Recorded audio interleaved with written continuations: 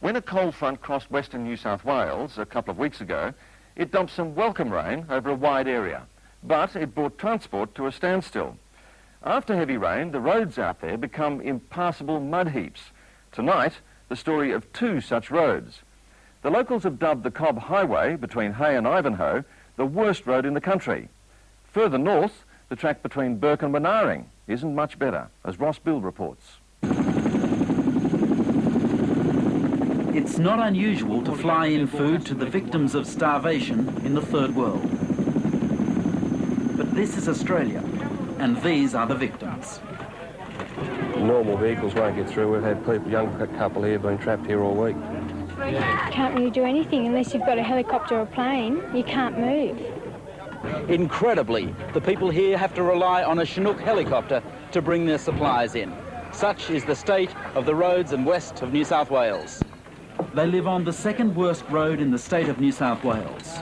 On the same day as this bizarre rescue, an army blitz sets out from Hay in southwest New South Wales, bound for Ivanhoe. And there's only one driver who can get through, Billy Baird. We've got 65 miles to go, but I don't know how long it will take. The Booligal Church sits on the northern end of the bitumen. From here, it's hell. Thanks very much. I've got some other things to go on the mail today for you too. Okay, thanks very much. Billy carries all the perishables, mail and newspapers for the people along the Cobb Highway and the town of Ivanhoe. What would they do without Billy Baird? Not so much as probably what we'd do, is what's Ivanhoe going to do. If they don't, we can still get out, I suppose, with our vehicles, but if Bill stops, Ivanhoe just can't get any tucker or... Ivanhoe is absolutely dependent, and the storekeeper, Clary Crisp, is indebted to Billy. He takes off there when nobody else would even dare to move. Oh, I hope you have a good trip, Bill. I hope I do, but I don't think I will.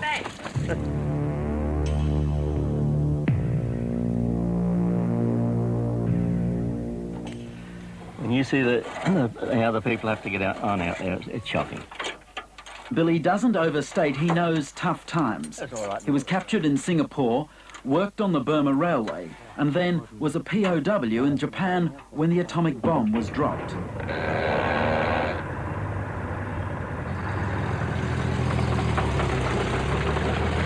the road's quite good here. Well, this is the main highway.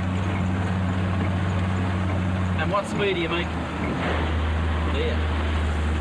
What speed? About 7 or 8 miles an hour. You wonder why someone who's had such a tough life would drive the Cobb Highway.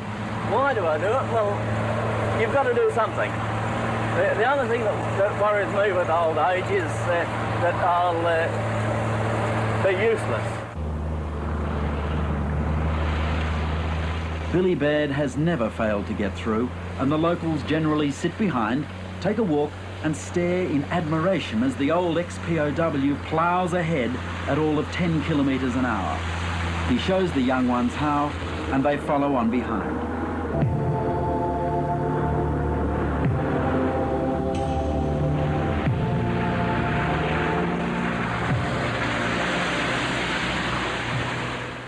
There's $100,000 worth of wool on this truck, and it's been sitting here for a week. But it's not the only one. Around the district, there are about 40 trucks that have been held up because of the rain. Is it only the rain? No, in the summer, it's just as bad, when the bull dust won't let the trucks go through. And the people around here in the west of New South Wales are saying, when will the politicians hear their cry? It really pisses everyone off out here. You know, the wool, you get the wool to market, and probably just about every year, winter rain, well, you have the same trouble. You have trouble getting trucks out. But it's not really a road, it's more of a drain. Billy gets through on his own skill and the goodwill of those along the track. He goes and gets bogged, and the tractor gets bogged after we get him out, and he gets bogged again. So here we are, 2 Suzukis and a bogged tractor trying to get Billy out of another bog.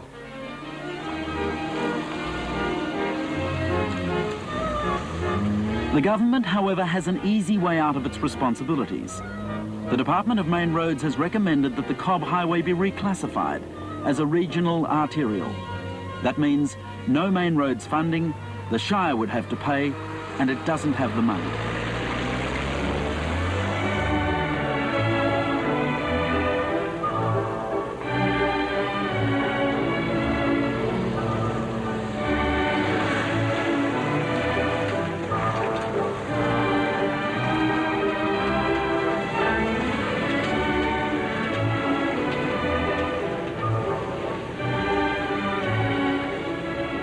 Well, yes, I was driving along and I slipped off the road and picked up in the table drain, and here's the results. I was here for about 2 hours digging and working backwards and forwards, and as you can see, I was right down to the depth. And this is the sort of problem you've got all the way along the road if you slip off. There is a practical solution to this at half the cost of a normal bitumen road. This is the new type of bitumen road sealing that they've been trialling out here. Like further back down the road there's a patch that's been in for 2 years, but this particular lot has been in here since they finished it in March. There are no government plans to extend, and Mick Huntley blames the priorities of politicians. We're still Australians, and that's what it's all about. This is the 20th century, not the bloody 18th. Yeah, but I think it's like common coast time and everything else there is... a bloke wouldn't want to start digging on the side the road here at all there, because it's more likely to find common coast drivers there still flogging their horses along there, and they had the coaches here. It's a bit sticky, Bill. It's very sticky. 2 days ago, he spotted a dog on the road, abandoned by its owners who became bogged. He'd been sitting on the bonnet and starving. There you are. As you can see, he's a very hungry dog. If it wasn't for Billy, the dog would starve, and so would Ivanhoe.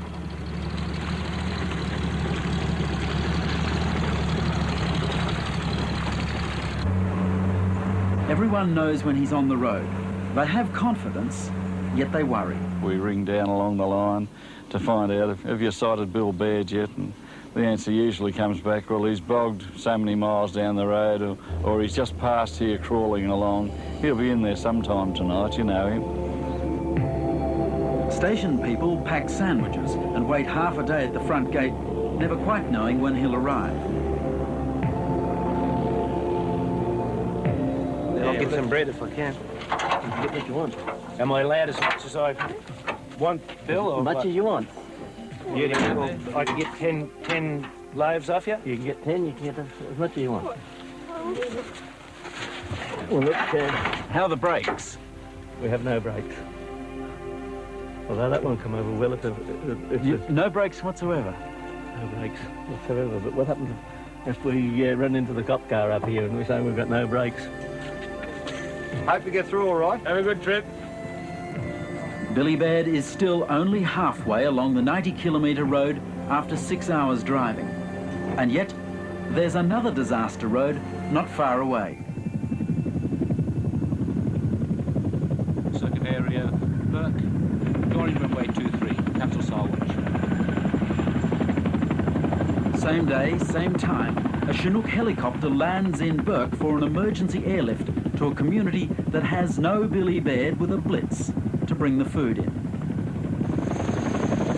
It's hard to believe that this is the 20th century, but here in the west of New South Wales, people have to resort to desperate means to get the food through. The Wanaring store has gone without supplies for 7 days. The rescue is showy and costly, and the local head of the State Emergency Services, Chris Pulbrook, regards it with cynicism. Well, believe it or not, I think today's effort at transporting a bit of food up there will probably expend the same kind of money as we get for the full year to maintain that road. For a full year? Full year, yes. Today's helicopter rescue has been funded out of the National Defence budget. There's a 16% cut in federal funds to New South Wales for roads. So with less money, the main road that connects the sheep and wool country of the outback to Sydney, can only get worse. As the chopper nears Wanaring, the station people drift into town along the road that is the artery to the New South Wales outback. This is a good section. After all, it's only 100 metres from the town centre.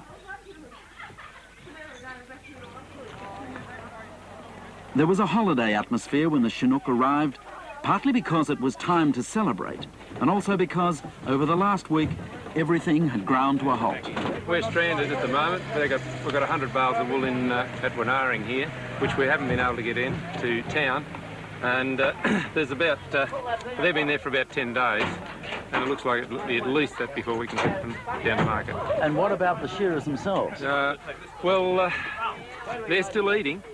But you cannot waste electricity on cooking, because the diesel to power the generators is almost gone. I'd say another 3 or 4 or 5 days and I'll be out of diesel. So the long and the short of it is, if you don't get that truck through, people don't have diesel and therefore they won't have electricity. That's right, yeah.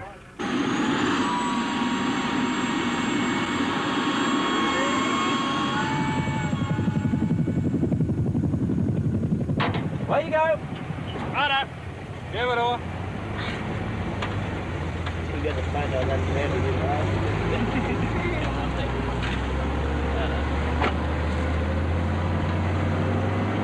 It's now 5:15, and the frustration of the Wanaring district has been tempered to a degree. But remember Billy Baird on the road to Ivanhoe?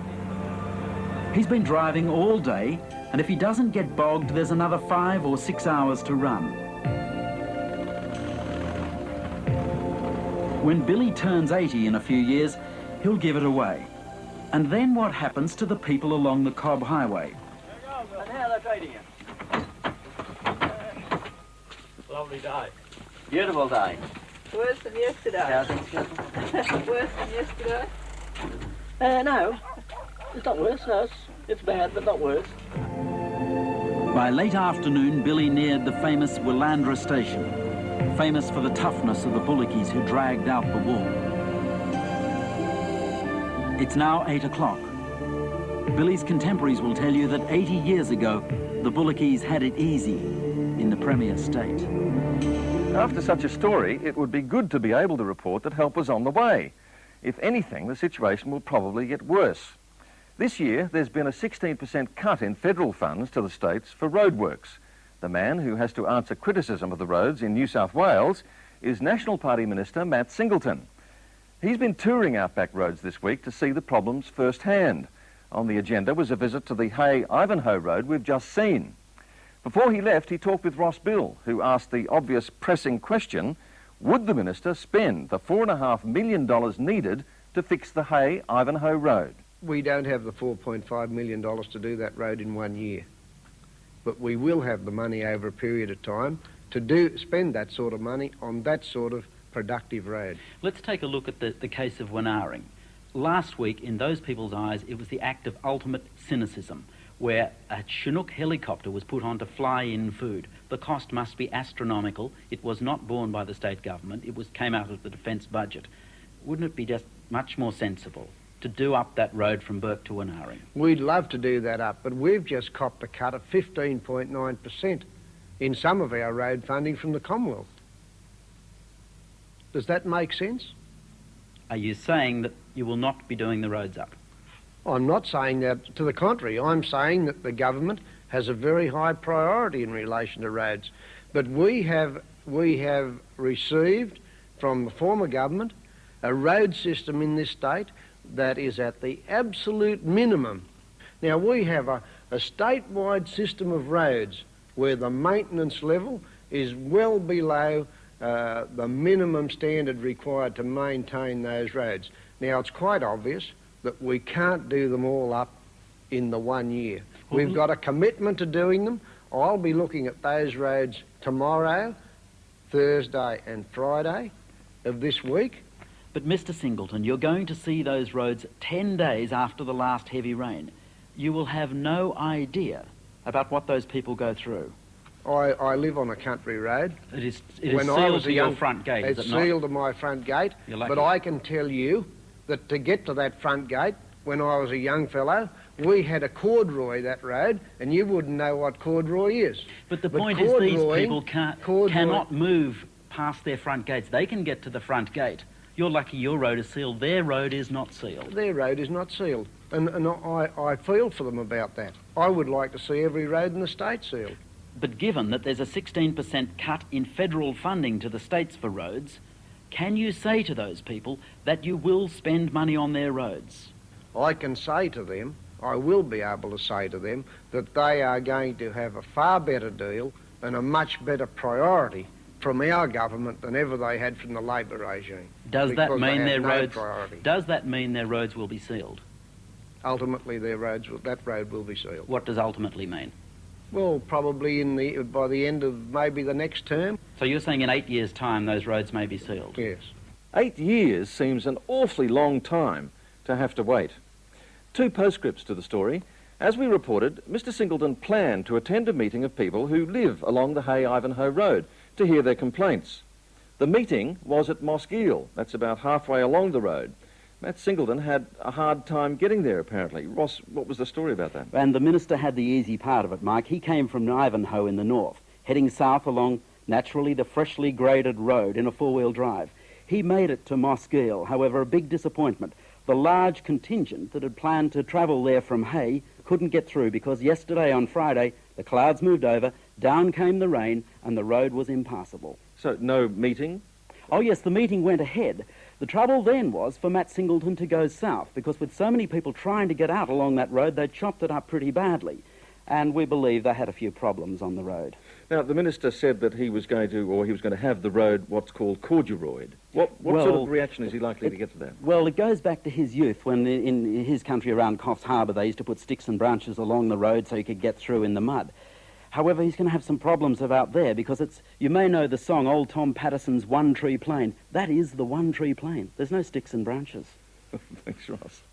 Before we leave this issue, we'd like to get a broader idea of just how bad the roads are across the country.